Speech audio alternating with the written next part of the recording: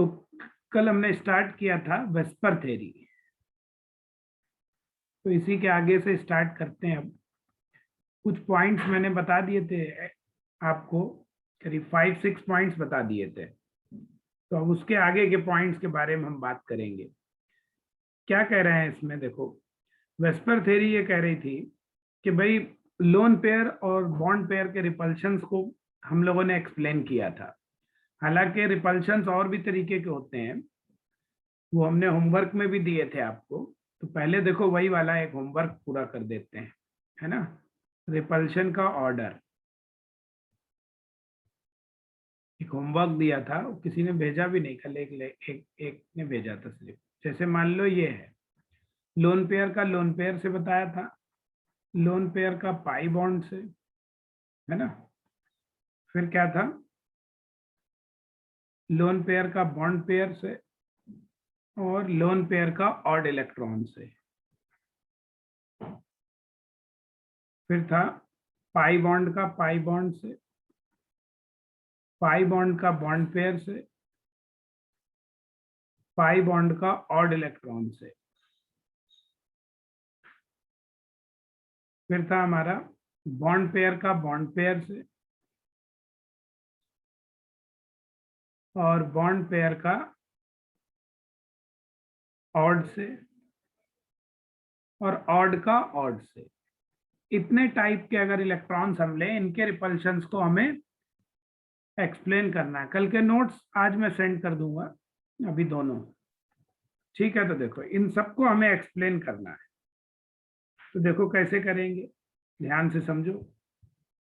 आपको क्या करना है, देखो यहाँ पर अगर ध्यान से देखो, हमने कहा था रिपल्शन सबसे पहले किस पे डिपेंड करता है, नंबर ऑफ इलेक्ट्रॉन्स पे डिपेंड करता है। तो सबसे पहले नंबर ऑफ इलेक्ट्रॉन्स को आप काउंट करिए, जिसमें इलेक्ट्रॉन ज्यादा होंगे उसमें रिपल्शन हमारा ज्यादा होगा, जिसमें इलेक्ट्रॉन कम होंगे उसमें रिपल्शन हमारा कम होगा, ठीक है। पहली बात तो हमारी ये थी, तो उसी को पहले हम यूज करेंगे। तो देखो पहला पॉइंट हमारा क्या था, रिपल्शन जो है वो डायरेक्टली प्रोपोर्शनल होता है किस पे, नंबर ऑफ इलेक्ट्रॉन्स पे। और दूसरा हमने कहा था रिपल्शन डायरेक्ट का ऑर्डर क्या है कि लोन पेयर का यूजुअली सबसे ज्यादा होता है, पाई के लगभग बराबर ही होता है लेकिन थोड़ा ज्यादा। बहुत रेयरली ऐसा हो सकता है कि पाई का लोन पेयर से भी ज्यादा हो, ऐसे भी एग्जाम्पल्स हैं। और फिर बॉन्ड पेयर का ऑड इलेक्ट्रॉन का सबसे कम, इसलिए क्योंकि ऑड का मतलब मैंने कहा था जिसमें एक इलेक्ट्रॉन है। तो ये 2 पॉइंट के बेस पे इनके ऑर्डर अरेंज होंगे, ठीक। तो अब जरा आप क्या करो, सब में इलेक्ट्रॉन देख लो, इलेक्ट्रॉन के बेस पे आप इनके ऑर्डर अरेंज कर पाओगे, किसमें क्या होना चाहिए। देखो इस वाले में देखो ऑड ऑड में सिर्फ 2 इलेक्ट्रॉन होंगे, तो इसका मतलब जे वाला तो रिपल्शन सबसे कम होगा, है ना। जे वाला रिपल्शन सबसे कम होगा, ये, ठीक। देखो भाई जे का रिपल्शन सबसे कम। अब ऑड वाले कौन बचे, 3 ये हैं।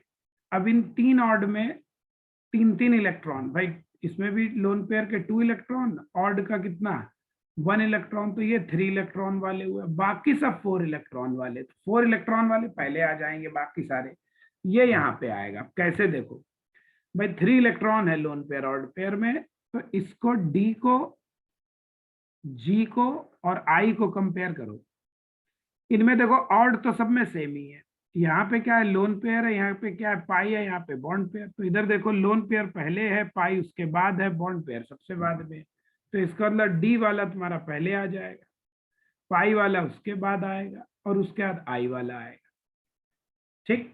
ये होगा। अब चलो इधर आ जाओ, बाकी जितने बचे उसमें सब में 4 इलेक्ट्रॉन है, ठीक। अब ये वाला थोड़ा सा समझना, ये सब 4 इलेक्ट्रॉन वाले, ये सब कितने हैं, 4 इलेक्ट्रॉन।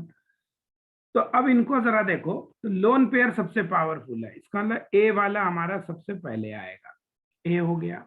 अब देखो लोन पेयर, अब बी वाले को देखो, लोन पेयर और पाई, तो लोन पेयर पाई आएगा बी।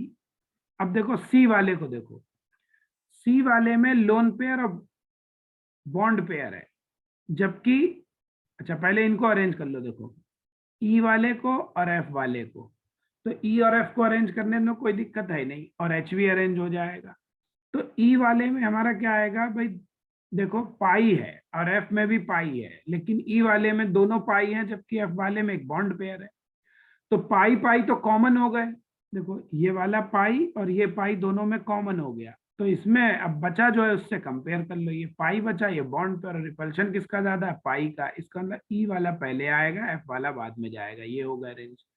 अब बचा हमारा देखो कौन सा, एच वाले में तो दोनों ही बॉन्ड पेयर हैं, तो ये वाला तो सबसे आखिर में चला जाएगा, एच वाला यहाँ आ जाएगा। अब बचे हमारे कौन से, तो देखो इधर आ गया इतना, ई एफ और एच, ये हो गए, ठीक है। एक बचा अब सिर्फ, कौन सा बचा, लोन पेयर और बॉन्ड पेयर वाला, तो सी वाला यहाँ आ जाएगा। हालांकि यहाँ वाले में थोड़ा सा फर्क होता है, कभी कभी उल्टा भी हो सकता है समटाइम्स के lone pair pi back bond sorry lone pair और बॉन्ड पेयर वाला सी वाला ई से कम हो, कभी कभी समटाइम्स ऐसा भी हो सकता है। इतना लंबा कोई ऑर्डर आपसे पूछेगा नहीं एग्जाम में, चिंता मत करो, आपके लेवल पे तो उतने ही आएंगे, लेकिन ये इसलिए लिख रहा हूं कि थोड़ा सा आपको आइडिया लग जाएगा रिपल्शन हम कैसे बनाते हैं। इतना समझ में आया सबके, कोई सा नहीं समझ में आया पूछ लो इसमें, ठीक है। चलो अब हम बात करते हैं, देखो non bonded electron, non bonded electron pair repulsion.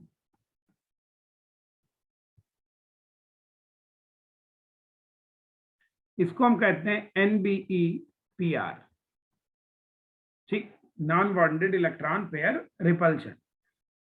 अब देखो क्या होता है, ध्यान रखो, नॉन बॉन्डेड इलेक्ट्रॉन पेयर ये बेसिकली क्या है, इट इज इफेक्ट ऑफ, ये वास्तव में क्या है, it is effect of bulky group, bulky माने बड़ा, बल्की माने बड़ा ग्रुप, ये बड़े ग्रुप का इफेक्ट है। It is effect of bulky side group या एटम।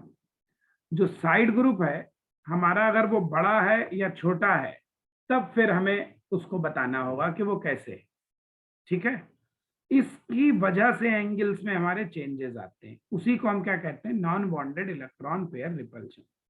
यानी दैट इज, इसको आप सीधे सीधे ये कह सकते हो, ये स्टेरिक रिपल्शन कहते हैं इसे। ये सीधे सीधे क्या है, स्टेरिक रिपल्शन इफेक्ट है। अब सवाल उठता है इस इफेक्ट को हम अप्लाई कब करेंगे, है ना, ये हमारा अप्लाई कब होगा। तो देखो इसकी कंडीशन क्या है, ये सब समझो बहुत काम आएगा। इसकी कंडीशन क्या है, इसकी कंडीशन है कि देखो सेंट्रल एटम जो है, ये तो जानते ही सेंट्रल एटम, वो होना चाहिए ऑफ सेकंड पीरियड का। दूसरी बात, जो साइड एटम है हमारा, वो हमारा बड़ा होना चाहिए, वो हमारा क्या होना चाहिए, बल्कि होना चाहिए, या उस पर बहुत सारे लोन पेयर भी हो, या वो थर्ड या हायर पीरियड का हो, थर्ड और पीरियोडिक टेबल में थर्ड या उससे बड़े पीरियड का एलिमेंट होना चाहिए, ठीक। थर्ड हायर जैसे है ना, फास्फोरस है, सल्फर है, क्लोरीन है, आर्सेनिक है, ठीक है। बड़े ग्रुप होने चाहिए, जैसे C6H5 है, फिनाइल ग्रुप कहते हैं इसे। C6H5 बेंजीन से बनता है, इसको हम क्या कहते हैं, फिनाइल ग्रुप, जीपी माने ग्रुप, है ना। ये सब ग्रुप इसमें काउंट होंगे, तो ऐसे बड़े ग्रुप हो, ठीक, इतनी बात हो। और दूसरी बात जो है, ये तब काम करता है जब स्टेरिक नंबर 4 या 4 से ज्यादा हो। नहीं, स्टेरिक नंबर हमारा क्या हो, 4 हो। जनरली ये बात टेट्राहेड्रल पे वर्क करती है, जनरली ये बात हमारी किस पे वर्क करती है, टेट्राहेड्रल पर वर्क करती है, ठीक है। ये है यहाँ पे सेकंड ग्रुप नहीं लिखा है, सेकंड पीरियड लिखा है। सेंट्रल एटम सेकंड पीरियड का होने का मतलब होगा वो छोटा होना चाहिए। देखो हमने शुरू में बताया था स्टेरिक रिपल्शन कब लगता है, जब छोटी चीज के चारों तरफ बड़ी बड़ी चीज हो तो रिपल्शन होता है, वो चीजें स्टेबल नहीं होती हैं। अब बीच में बड़ा हो सेंट्रल एटम और सराउंडिंग में छोटा हो तो कोई दिक्कत नहीं है, ऐसा हो तो सिस्टम स्टेबल है, बीच में बड़ा साइड में छोटा, और ऐसा है तो लेस स्टेबल है। ये शुरू में बताया है, इसके बेस पे क्वेश्चन। तो ये कुछ कंडीशंस हैं। अब देखो दो बातें हैं, याद रखो। यूजुअली क्या होता है, अगर हमारा दोनों काम कर रहा हो, वेस्पर थ्योरी और NBEPR दोनों काम कर रहे हो, तो यूजुअली क्या होता है ना, अगर दोनों पॉसिबल हो तो यूजुअली NBPR डोमिनेट करता है और वो जीत जाता है वेस्पर से। ठीक है, ये कब, जब दोनों होने चाहिए, इफ बोथ टेक प्लेस। कैसे भी एग्जाम्पल से समझ में आ जाएगा, चिंता मत करो। अगर दोनों हो रहे हैं तो NBPR जो है वो हमारा डोमिनेटिंग होगा, प्रभावी इसी का होगा, डोमिनेटिंग पावर। तो हम इसको देखेंगे, non bonded electron pair repulsion को। बस अब देखो इसको एग्जाम्पल से समझाते हैं, वो समझिए आप। देखो, तो यही हमारा पॉइंट नंबर 6 था वेस्पर थ्योरी का।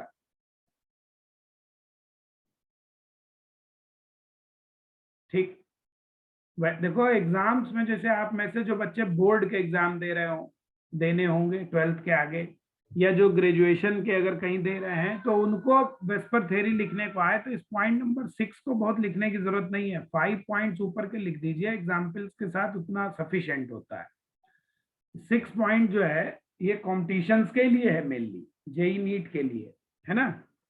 तो एग्जाम में लिखना के लिए भी ये चीजें काम आएंगी आपके, इसलिए बता रहा हूँ। देखो अब एग्जाम्पल से मैं इसको समझाता हूँ, इसको ध्यान से समझना आप, बहुत इंपॉर्टेंट एग्जाम्पल है। अब देखो क्या कह रहा हूँ, आपको पहले ये देखना है, देखो कि वो चीज क्या है। देखो जैसे हमें कंपेयर करना है OF2 और OCl2 का, हमें बॉन्ड एंगल अरेंज करना है। ठीक, 4 एग्जाम्पल कल बता दिए थे मेरे ख्याल में, ये 5 एग्जाम्पल होगा, एग्जाम्पल नंबर 5। तो देखो OF2 OCl2 का बॉन्ड एंगल अरेंज करना है, जरा देखना। ये कौन है, सेंट्रल एटम। ऑक्सीजन कौन से पीरियड का होता है, सेकेंड पीरियड का। फ्लोरीन कौन से पीरियड का है, वो भी सेकेंड पीरियड का है। तो जब सराउंडिंग एटम छोटा है, इसलिए यहां पर NBEPR नहीं लगेगा, डोंट वर्क। NBPR तब लगेगा जब सेंट्रल एटम, देखो ये वाला सेकेंड पीरियड का है, ठीक है, और क्लोरीन हमारा क्या, थर्ड पीरियड में होता है ना। तो इसलिए यहां पर हमारा क्या होगा, थर्ड पीरियड का मतलब ये क्या हो गया, क्लोरीन बड़ा एटम है। ठीक, और स्टेरिक नंबर भी 4 आएगा, निकाल के देखोगे। तो इसलिए यहां पर तुम्हारा NBEPR जीत जाएगा, विंस। तो अब जरा देखना ध्यान से, अब यहाँ पे वो सब पॉइंट नहीं लगेंगे जो हम पहले लगा रहे थे, जो कल पढ़ा रहे थे पॉइंट्स, वो नहीं लगेंगे। इसको अब ऐसे समझो, देखो ऑक्सीजन पे 2 लोन पेयर है, ये तो जान ही रहे हो, कल से ऑक्सीजन पे 2 ही दिखा रहे हैं। अब समझो ध्यान से, यहाँ पे हम साइज फैक्टर लगाएंगे, सिर्फ क्या लगाएंगे, यहाँ पर हम साइज फैक्टर लगाएंगे, और कोई फैक्टर लगाने की जरूरत नहीं। देखो ये एंगल मान लो α1, ये एंगल मान लीजिए α2। तो देखना, फ्लोरीन छोटा एटम है, देखो ऐसे, ये इनको दबा रहा है कि भाई दब जाओ तुम लोग। वेस्पर थ्योरी क्या कर रही है, दबा रही है। ये तो लोन पेयर रिपल्शन हुआ, फिर इधर कौन, ये हुआ लोन पेयर का रिपल्शन, इधर क्या हुआ, लोन पेयर बॉन्ड पेयर का रिपल्शन, और ये बेचारे अंदर भाग गए। अंदर भागने से क्या होता है, एंगल कम हो जाएगा। तो एंगल होना चाहिए था 109 का, लेकिन यहाँ एंगल हमारा क्या होगा, कम हो जाएगा। और जब एंगल कम हो जाएगा तो इसका मतलब ये आंसर कुछ कम आएगा। तो α1 लगभग जो है 102 103 के आसपास आता है। प्रैक्टिकल वैल्यू बता रहा हूं इसलिए कि तुमको समझ में आ जाए, याद नहीं करनी है ये। अब यहाँ पे क्या हो, क्लोरीन बहुत बड़े आइटम है, तो ये कह रहे हैं दबो दबो इधर। तो ये कह रहे हैं अरे तुम हमें दबाने की बात कर रहे हो, हम इतने मोटे लोग हैं, इतने बड़े बड़े हैं, हम तो खुद ही यहाँ पे एक दूसरे से क्या हो रहे हैं, टकरा रहे होंगे।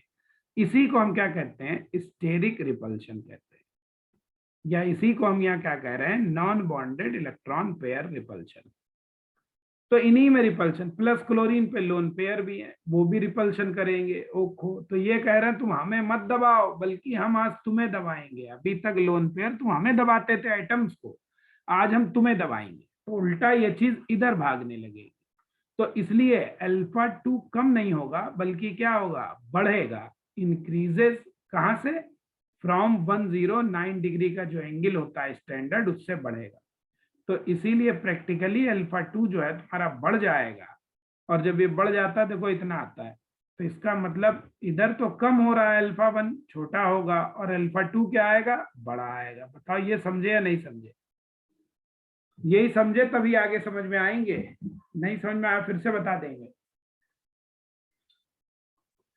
मैं ये कह रहा हूं, देखो क्लोरीन एक बड़ा आइटम है, तो अब बड़े आइटम होने की वजह से ऑक्सीजन के लोन पेयर उसको नहीं दबा पाएंगे, बल्कि वो ऊपर भागेगा। तो यहाँ पे क्या हो रहा है, NBEPR जो है वो जीत रहा है वेस्पर से। वेस्पर का मतलब होता है लोन पेयर दबाए, और यहाँ क्या हो रहा है, उल्टा लोन पेयर दबे जा रहे हैं।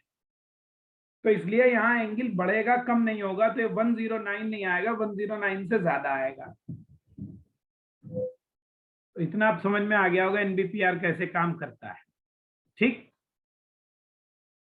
तो ये तुम्हारी हो गई देखो वेस्पर थ्योरी। अभी इसको हम और एग्जाम्पल से समझाएंगे आपको, ठीक है। देखो अब हम आपको एक दूसरा एग्जाम्पल भी समझा सकते हैं। यहाँ पे देखो, नोट करके एक और एग्जाम्पल फिर से देखो। जैसे है हमारे पास, मान लो,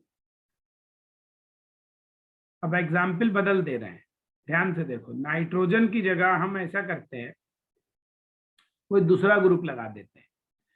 ऑक्सीजन ही ले लो, चलो। ऑक्सीजन पे पहले क्या था, H लगे थे ना, वाटर। अब H की जगह, ये तो वाटर हो गया, तुम यहाँ पे क्या लगा लो, मिथाइल ग्रुप। आप इथाइल ग्रुप लगा लो। देखो इनको समझो, वही लोन पेयर भी है यहाँ। इसको अल्फा 1 मान लो, इसको अल्फा 2, इसको अल्फा 3। अब इसको अरेंज करना है। देखो हाइड्रोजन तो छोटा सा आइटम है, यहाँ पे दो ये रिपल्शन होगा, वेस्पर लगेगा, इधर दबा देगा, तो अल्फा 1 जो है वो तुम्हारा 109 से कम आएगा।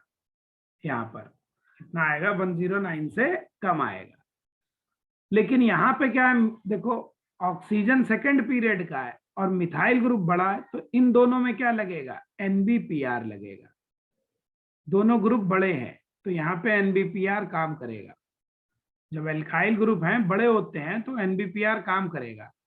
अब ये बड़ा ग्रुप है, देखो मिथाइल और इथाइल उससे भी बड़ा ग्रुप है, तो ये कहेंगे तो हमें मत दबाओ, हम इधर भागेंगे। बड़े बड़े ग्रुप रिपेल करेंगे और ये भी इधर भागेंगे, तो इससे क्या होगा, एंगल बढ़ेगा। तो अल्फा 2 और अल्फा 3 अल्फा 1 से बड़े आएंगे, और जितना बड़ा ग्रुप होगा उतना ज्यादा भागेगा। इसीलिए अल्फा 3 तुम्हारा सबसे बड़ा आएगा। बताओ ये समझे या नहीं समझे? बोलो, ये वाला समझ गए बेटा जी सब लोग? ठीक, चलिए। तो इस तरीके से तुम्हें इसको अरेंज करना है। ठीक, अभी मैं आपको एक चीज और पढ़ा दूं, फिर आपको कंबाइंड प्रॉब्लम्स और बताऊंगा, इनकी प्रैक्टिस प्रॉब्लम। ठीक है, कुछ इनकी प्रैक्टिस प्रॉब्लम और बात करेंगे। उसके लिए पहले एक चीज पीछे रह गई थी, उसको आज पढ़ेंगे, ड्रैगो रूल। पहले ये और पढ़ लें।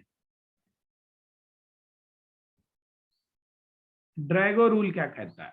ये कहता है no need of hybridisation, no need of hybridisation.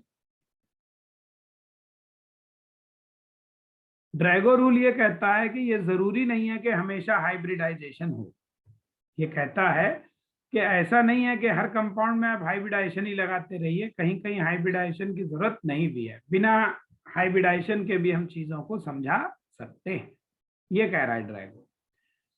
ठीक, क्या कह रहा है, एक इन मैनी कंपाउंड्स, बहुत सारे कंपाउंड्स में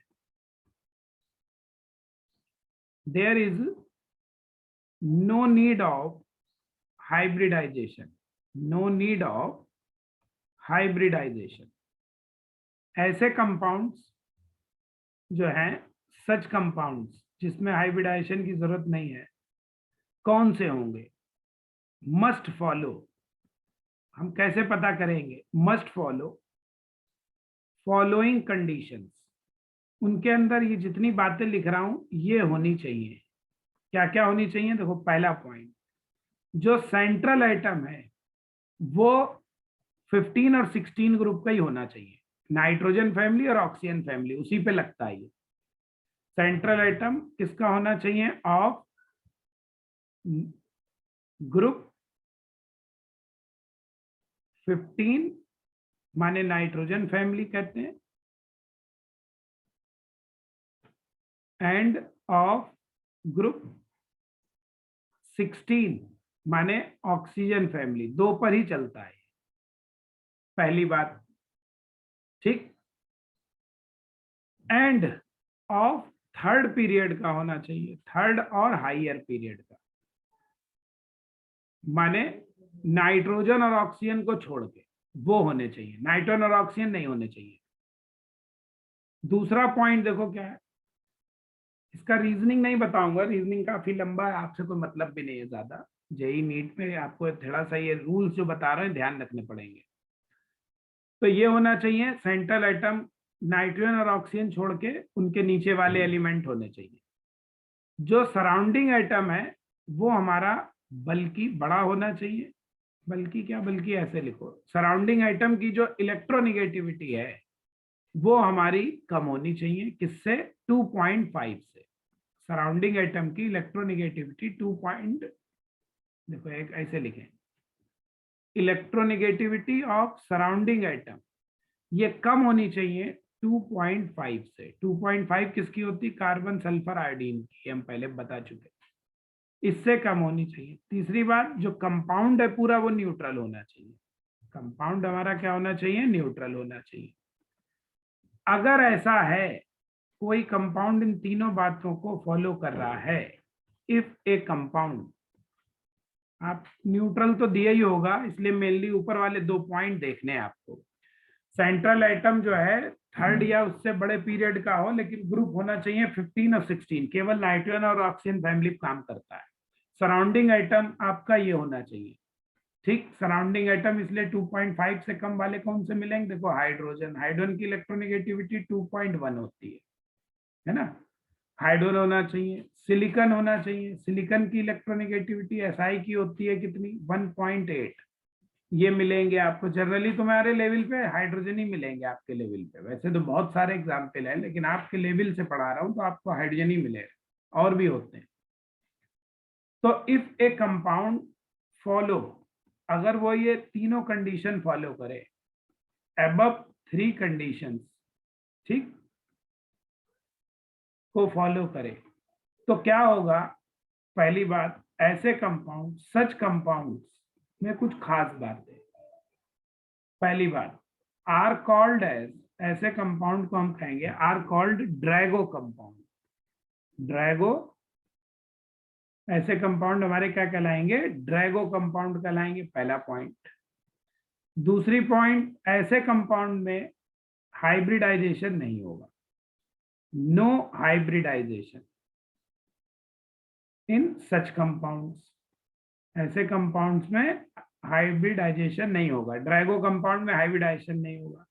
ऐसे कंपाउंड का जो एंगल है वो हमेशा ±90 आएगा, मैंने ऐसे लिखो, बल्कि 90 से 5 ज्यादा कम आएगा, माने 85 से लेके 95 के बीच आएगा। 90 ±5 डिग्री इतना एंगल आएगा इस ऐसे कंपाउंड में, यानी एंगल इनके ऑलरेडी बहुत कम होंगे। ऐसे कंपाउंड में जो बॉन्ड बनेंगे, बॉन्ड्स आर फॉर्म्ड, चूंकि हाइब्रिडाइजेशन हुआ ही नहीं है, बाई अनहाइब्रिड ऑर्बिटल से। अनहाइब्रिड ऑर्बिटल से बनेंगे, कहने का मतलब अनहाइब्रिड का मतलब 100% प्योर ऑर्बिटल से बनेंगे। हाइब्रिड नहीं हुए तो मिक्स हुए, नहीं तो 100% प्योर रहेंगे।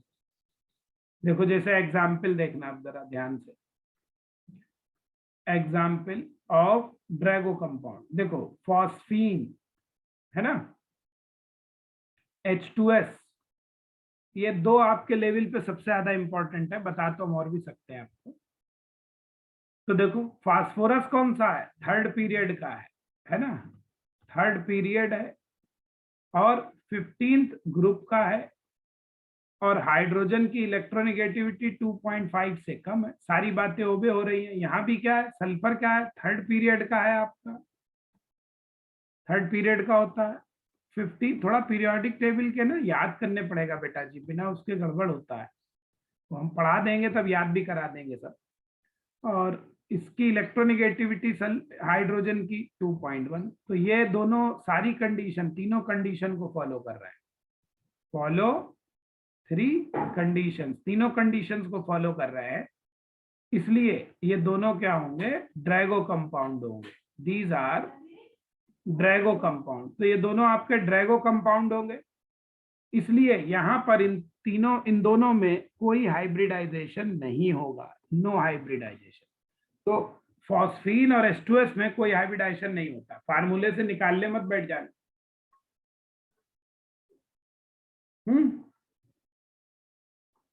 ठीक, तो ये तुम्हारे लेवल के, ये देखो बढ़िया एग्जाम्पल है। और भी बहुत सारे होते हैं, लेकिन आपको इन्हीं से मतलब है, हम और लिख दे रहे हैं। देखो जैसे यहाँ देखो, अमोनिया फॉस्फीन आर्सीन इसे कहते हैं, इसे कहते हैं स्टिबीन, इसे कहते हैं बिस्मुथीन। इधर देखो वाटर है, ऑक्सीजन, ऑक्सीजन नीचे सल्फर, सेलेनियम, टेल्यूरियम, पोलेनियम, ऐसे याद करते हैं ना, उससे टीपो है। ये इनके कंपाउंड है। तो देखो केवल ये दोनों में हम, ये कौन सा है, ग्रुप नंबर 15, ये कौन सा है, ग्रुप नंबर 16 के एलिमेंट है। ध्यान से देखना, 15 16 एलिमेंट है ये ग्रुप में। अब देखो ये वाले, लेकिन पीरियड कौन सा है, पीरियड नंबर है सेकंड, और ये period number third, fourth, fifth, six. तो देखो इन सबको देखो, नीचे वालों को, इन सब में, इन ऑल दीज में, इन सब में जो सेंट्रल आइटम है वो थर्ड या उससे बड़े पीरियड का है और हायर पीरियड का है। हमें तो यही चाहिए था, थर्ड या हायर पीरियड का हो। 15 16 ग्रुप का हो वो भी है, और जो सराउंडिंग एटम हाइड्रोजन है उसकी इलेक्ट्रोनेगेटिविटी 2.5 से कम है। तो इसका मतलब ये सारे के सारे, इसीलिए दीज ऑल, ये सारे ड्रैगो कंपाउंड्स हैं। क्या है, ड्रैगो कंपाउंड्स हैं। इनमें किसी में भी हाइब्रिडाइजेशन नहीं होगा, इसलिए no hybridisation in these, no hybridisation in these, इनमें हाइब्रिडाइजेशन नहीं होगा। लेकिन ऊपर वाले जो दोनों हैं, अमोनिया और वाटर, ये तो सेकंड पीरियड है, तो ये दोनों क्या होंगे, इसलिए ये वाले दोनों जो होंगे, these two are non Drago compound. ये ड्रैगो नहीं है, नॉन ड्रैगो कंपाउंड्स हैं, इसलिए इसमें हाइब्रिडाइजेशन होगा, इसलिए hybridisation take place in these two. तो ये दोनों में देखो, इसमें भी हम लोगों ने निकाला था sp3 होता, और इसमें भी sp3। अब बताओ ये वाले समझ में आए, ड्रैगो निकालना। वैसे तो जितने एग्जाम्पल लिख दिए तुम्हारे लेवल में, इसके बाहर नहीं आएगा 100%, ये पक्की बात है, इतने में ही आएगा। बताओ, देख लो एक बार,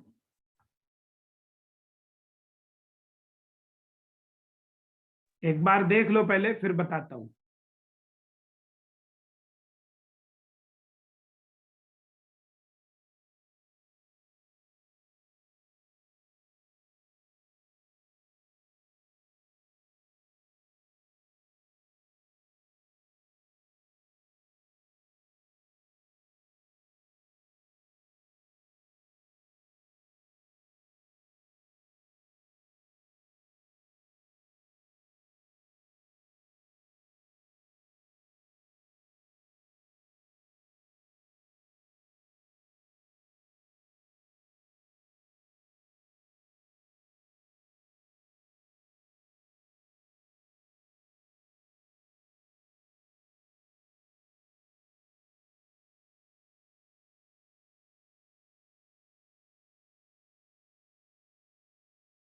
तो अब मेरे ख्याल में समझ में आ गया ना सबको।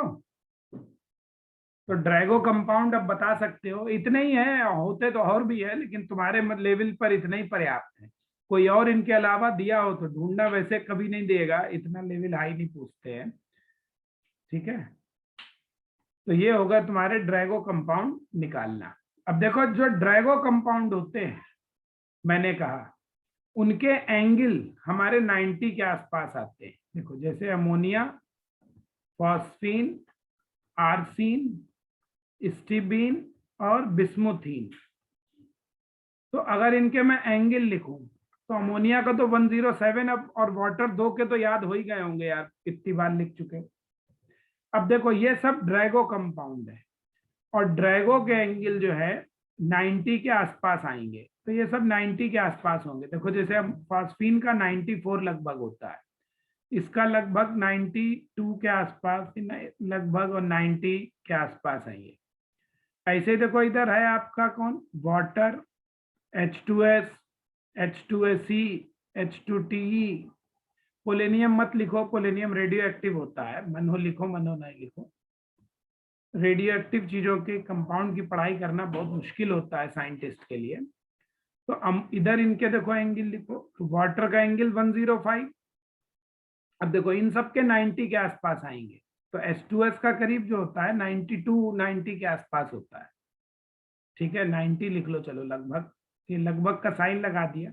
ये सब 90 के ही होते हैं एक्चुअली, तीनों इन सब के लगभग 90 के आसपास होते हैं। पॉइंट्स में डिफरेंस होता है, केवल जो डिफरेंस है वो पॉइंट में होता है। एक्चुअली ये थोड़ा सा 92 लिख सकते हो आप, ज्यादा करो तो। ठीक है, इसको 91 लिख सकते लो, आपको आइडिया लग जाएगा। तो ग्रुप में ऊपर से नीचे यहाँ क्या हो रहा है, एंगल डिक्रीज हो रहा है। देखो ध्यान से देखना, इन दोनों में ही, इन ग्रुप में एंगल क्या हो रहा है, डिक्रीजेस। ठीक, अब समझो जरा। अब हम आते हैं वहीं पे, एग्जाम्पल एक्सप्लेन करेंगे। हाइब्रिडाइजेशन हमने बात कर चुके हैं, वेस्पर की बात कर चुके हैं, एनबीपीआर कर चुके हैं, ड्रैगो कर चुके हैं। तो अब सीधे सीधे एग्जाम्पल एंगल के अरेंज करेंगे। तो अब देखो प्रैक्टिस काय के लिए, फॉर अरेंजिंग एंगल्स। एंगल्स को अरेंज करने के लिए अब हम प्रैक्टिस करेंगे कैसे। तो समझो जरा ध्यान से मैं क्या कह रहा हूं, एक मिनट। देखो जब एंगल अरेंज करने को आए आपको एग्जाम में, तो सबसे पहले आपको क्या करना होगा, एंगल अरेंज करने को आए तो सबसे पहले आप कंपाउंड ढूंढो, कोई उसमें कहीं वो तो नहीं है ड्रैगो कंपाउंड। तो कैसे करोगे, देखो इसके लिए स्टेप्स क्या है।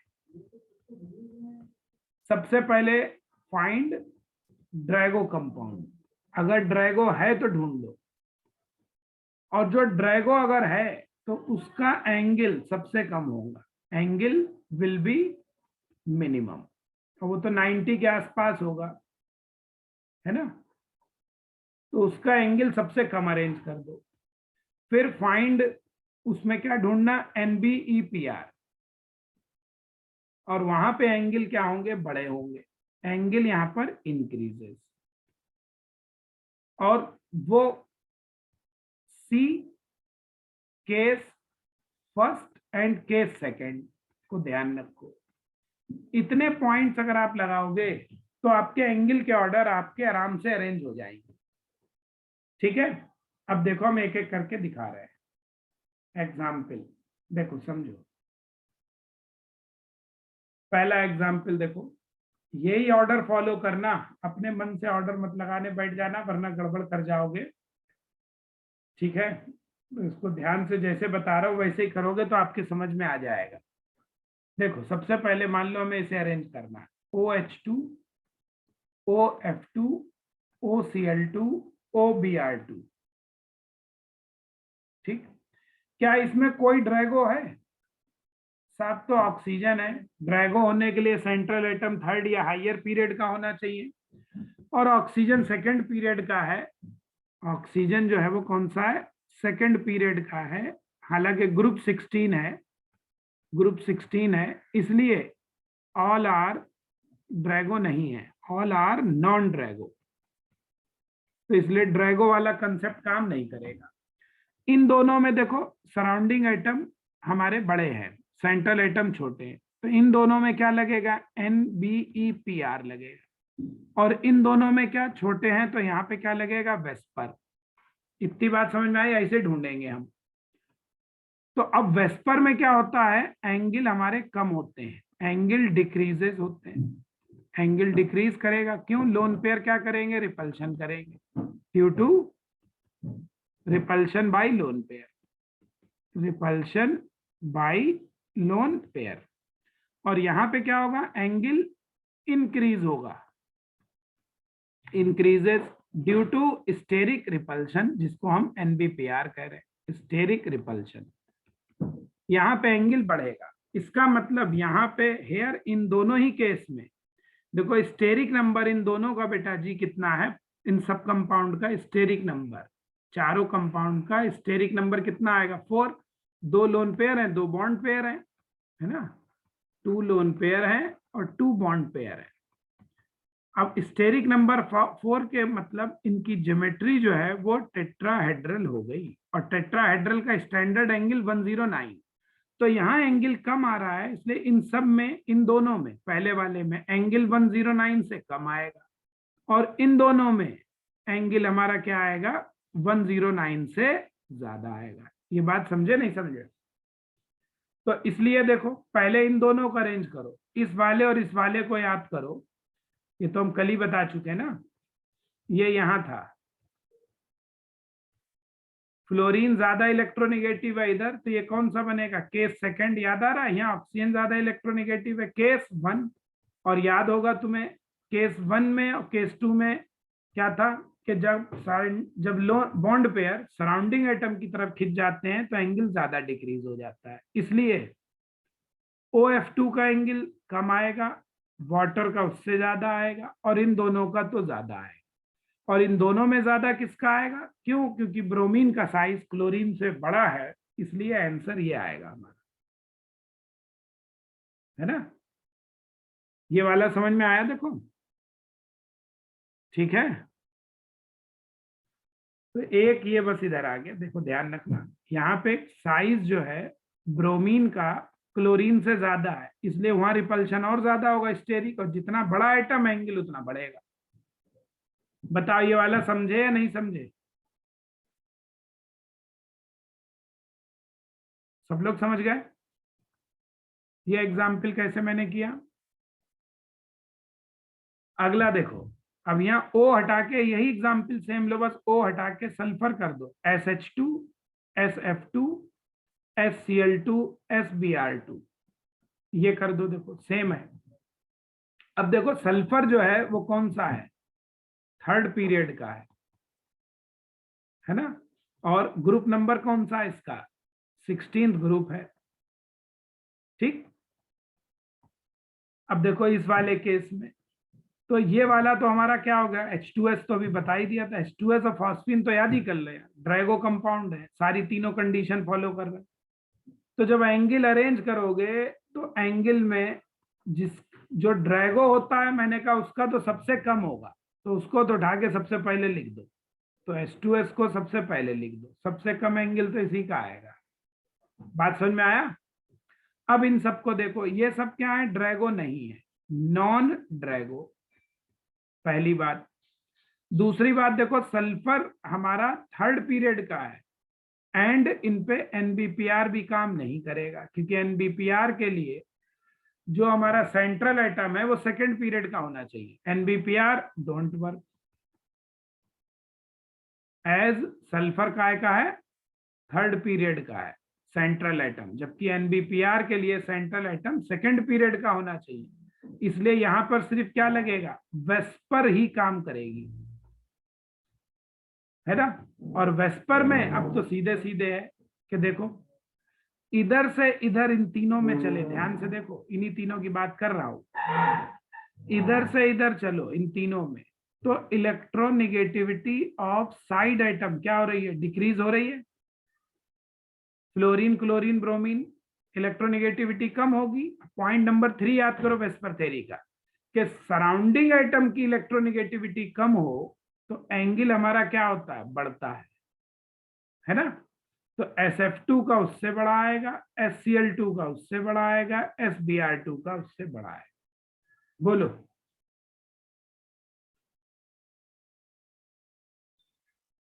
यहाँ ऐसे मत समझ लेना, देखो कभी कभी हम लोग गलत सोचते हैं फिर भी हमारा आंसर सही आता है। जैसे तुम ये सोच लोगे सर फ्लोरीन से बड़ा क्लोरीन है, क्लोरीन से बड़ा ब्रोमीन है, तो भी हमारा साइज बढ़ेगा, एंगल बढ़ेगा, तो भी आंसर सेम आ रहा है। लेकिन बेटा जी एक्सप्लेनेशन सही नहीं है, क्योंकि रिपल्शन यहाँ पे है ही नहीं। सल्फर रिपल्शन भाई, सेंट्रल एटम भी बड़ा है और ये भी बहुत बड़े हैं, तो यहाँ कौन सा रिपल्शन? बड़े के चारों तरफ बड़े से रिपल्शन नहीं होता है, छोटे के चारों तरफ बड़े एटम होंगे तब रिपल्शन होगा।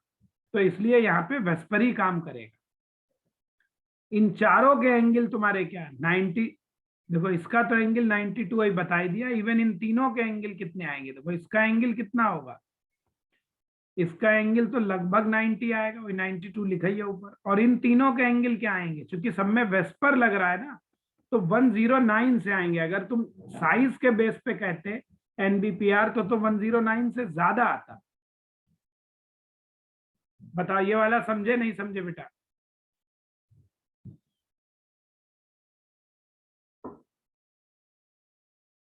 कुछ समझे?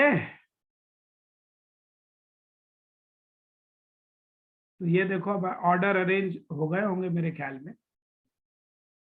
इसको देखो, ठीक है ना? PH3, PF3, PCl3 और PBr3, इसको अरेंज करना है, ठीक है? ASH3, ASF3, ASCl3 और ASBr3। ये सब होमवर्क है आपके लिए, मैं लिख दे रहा हूं, ये सब होमवर्क है, दोनों इसी टाइप के हैं, तो करके देखना, हो जाएंगे ये, ठीक? सेंट्रल एटम कैसे पता चलता है स्ट्रक्चर में? शुरू में बेटा हाइब्रिडाइजेशन वाली हमने जो स्लाइड्स भेजी थी उन्हें पढ़ो एक बार। उसमें लिखा था जो नंबर में कम होता है एटम वो होता है सेंट्रल एटम, जिसका साइज बड़ा होता है वो होता है सेंट्रल एटम, और उसकी वैलेंसी ज्यादा होती है। देखो एक बार मैं फिर से इसको समझा रहा हूं, समझ। पहला वाला कंपाउंड तो ड्रैगो कंपाउंड है, क्योंकि sulphur central atom third period का है, 16th ग्रुप का है, और हाइड्रोजन की इलेक्ट्रोनेगेटिविटी 2.5 से कम है। ड्रैगो है तो इसका एंगल तो 90 के आसपास ही आएगा। बाकी तीनों ड्रैगो नहीं है, लेकिन यहाँ पे सेंट्रल एटम चूंकि थर्ड पीरियड का है बाकी तीनों में, तो यहाँ पे हमारी वो भी नहीं चलेगी NBPR, क्योंकि NBPR चलने के लिए जो सेंट्रल एटम है वो सेकेंड पीरियड का होना चाहिए। तो यहाँ पे वेस्पर थ्योरी ही काम करेगी। और वेस्पर थ्योरी में हम लोगों ने पढ़ा कि अगर सेंट्रल एटम की इलेक्ट्रोनेगेटिविटी डिक्रीज होती है तो बॉन्ड एंगल डिक्रीज होता है, और सराउंडिंग एटम की इलेक्ट्रोनेगेटिविटी डिक्रीज होती है तो बॉन्ड एंगल बढ़ता है। तो देखो फ्लोरीन क्लोरीन ब्रोमीन हो रहा है इधर से इधर, तो यहाँ पे इलेक्ट्रोनेगेटिविटी, ये चाय जो हम बनाते हैं, चाय का मतलब इलेक्ट्रोनेगेटिविटी, कल भी बताया था। तो इलेक्ट्रोनेगेटिविटी जो है वो डिक्रीज हो रही। देखो ऐसा एरो बना देता हूं तो इसका मतलब डिक्रीजेस समझा करो बेटा, और ऐसा एरो बना दूं तो इसका मतलब इंक्रीजेस समझा करो, ठीक? तो इलेक्ट्रोनेगेटिविटी सेंट्रल एटम की डिक्रीज हो रही है, इसलिए एंगल क्या होगा? बढ़ेगा। तो इसलिए बड़ा एंगल किसका आएगा? SBr2 का सबसे। अब समझे या नहीं समझे? बोलिए। अब देखो नेक्स्ट एग्जाम्पल देखो, तो ये दो होमवर्क है, इसको करना बनाना। फिफ्थ देखो, जैसे हम बात करें, अब ध्यान से देखना। देखो मैंने ये कहा था, यहाँ देखो ये बहुत बढ़िया एग्जाम्पल है। देखो यहाँ पे दो हाइड्रोजन लगा दो और इधर दो फ्लोरीन लगा दो, ये एंगल α1, ये एंगल α2, इनका ऑर्डर अरेंज करना है। कंपाउंड यानी क्या हो गया? CH2F2। अब देखो ये तो सिंपल सा है, ड्रैगो ब्रैगो तो कुछ है नहीं यहाँ पे, है ना? NBPR भी नहीं है, तो सीधे सीधे केस 1 केस 2। देखो एक तरफ ऐसे है, यहां से दिखाते हैं, देखो अलग से आपको समझ में आ जाएगा तुरंत। ये क्या है? फ्लोरीन अपनी तरफ खींचेगा, ज्यादा इलेक्ट्रोनेगेटिव है तो कौन सा बनेगा? केस सेकंड बनेगा। और यहाँ कार्बन अपनी तरफ खींचेगा क्योंकि कार्बन ज्यादा इलेक्ट्रोनेगेटिव है, केस फर्स्ट बनेगा।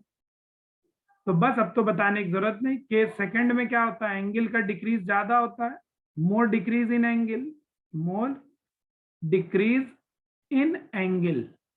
और यहाँ रिपल्शन कौन से होंगे, देखो इन कंपाउंड में बॉन्ड पेयर तो है नहीं, लोन पेयर तो है नहीं, यहाँ पे सिर्फ क्या होंगे, all are bond pair repulsion. यहाँ पे सारे रिपल्शन क्या होंगे, बॉन्ड पेयर। तो इसलिए हमारा अल्फा 2 छोटा आएगा, अल्फा 1 बड़ा आएगा। केस 2 वाले में हमारा एंगल ज्यादा कम हो जाता है। बात समझ में आ गया? ये वाला एग्जाम्पल समझे या नहीं समझे?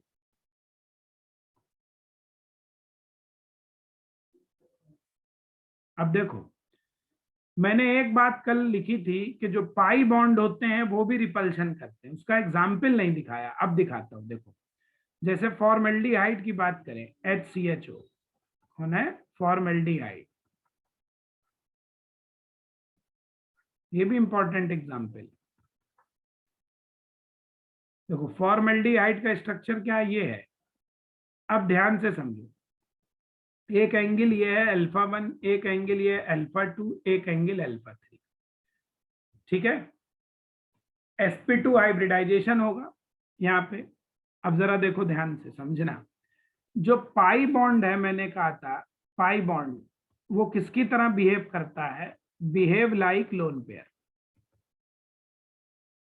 मैंने कहा था ये भी मोटा इलेक्ट्रॉन क्लाउड होता है, फैटी इलेक्ट्रॉन क्लाउड होता है। तो ये रिपल्शन करेगा पाई बॉन्ड। अब देखो, जब पाई बॉन्ड, डबल बॉन्ड में क्या होता है, एक सिग्मा बॉन्ड और एक पाई बॉन्ड। तो पाई बॉन्ड यहाँ रिपेल करेगा दोनों तरफ से, और जब दोनों तरफ से रिपेल करेगा तो ये एंगल क्या होने लगेगा, कम होने लगेगा। तो इसलिए अल्फा 3 तुम्हारा छोटा आएगा, और अल्फा 1 अल्फा 2 दोनों तरफ से ही रिपेल हो रहा है, तो वो दोनों तो बराबर आएंगे। बोलो ये समझे या नहीं समझे? ठीक है, ये वाला एग्जाम्पल समझ गए? ठीक। दूसरा देखो, 7th एग्जाम्पल आपको होमवर्क में करना है कि मान लो देखो यही स्ट्रक्चर है, फॉर्मेल्डिहाइड ही है, और इधर दूसरा एक कंपाउंड बनाए दे रहे हैं, उसमें बस H हटा के फ्लोरीन लगाए दे रहे हैं। ये तो अभी आप आंसर दे सकते हो। अब इन दोनों का एंगल अरेंज करना है। बताओ, ये एंगल मान लो θ1 है, ये एंगल θ2 है। चलो कंपेयर करो कौन सा बड़ा छोटा होगा, बोलिए। ये तो ऐसे नहीं लग रहा है, केस कौन सा लग रहा है, फर्स्ट। और ये कौन सा होगा, केस सेकंड, क्योंकि फ्लोरीन ज्यादा इलेक्ट्रोनिगेटिव है। तो अब तो हो गया रेंज ऑर्डर, है ना। तो इसलिए तुम्हारा θ1 जो है वो बड़ा आएगा, θ2 कम आएगा, ठीक है। और यहीं पे मान लो हम लगा देते Cl, तो ये बढ़ जाता, तो ये क्या आता तुम्हारा, θ3 बड़ा हो जाता, है ना, क्लोरीन का साइज बड़ा हो जाता, θ3 सबसे ज्यादा आ जाएगा।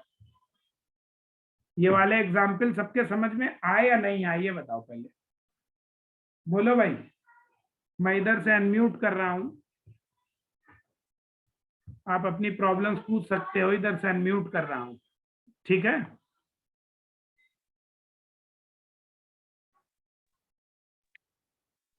जो भी कुछ पूछना चाहते हो पूछ